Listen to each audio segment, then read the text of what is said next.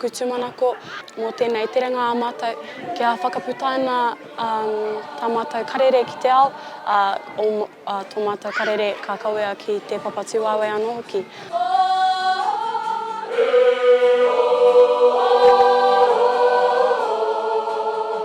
Ko te aroha te mea nui, o roto i tō mātou kapa, ko ngā tikanga anō hoki, a mā tāpono Te Aho Matua. E wāwara nei. Te noho whakaiti, mana ko te whakanui, te kaupapa o ngā whakataetae, te whakarangatira, te whakataetae ma te tai atu, me te aha kia puku mahi I roto I era mahi. Te whakarangatira I te whakataetae, koera pia te aronga nui.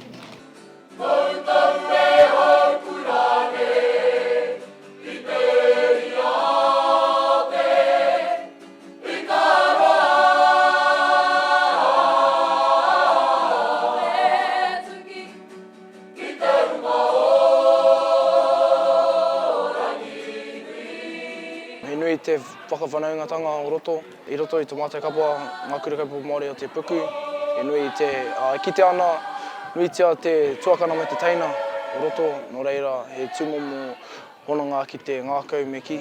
Te mea nui, ka mau ki ngā aringa, no floppies. Hibari! Tētahi āwhiro anga aku mō te kapa nei, kia mau ki enei hononga, muri te kura, awaho I te kura anō hoki. Ko Ricky Lee Mitai, ko ia tētai oku iho pūmanoa, tua pakupaku ana hau, maumahara mātaki ana I aia, te ao I te pō.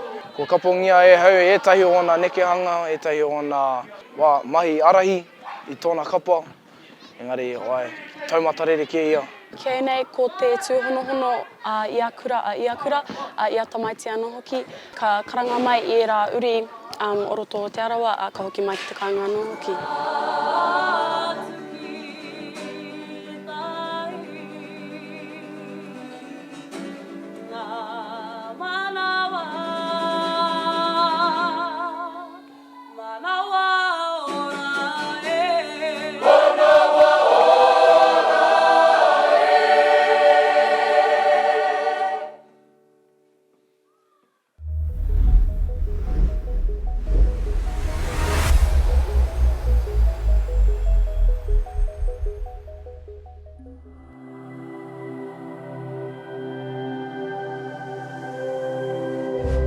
Ko te reo, te take.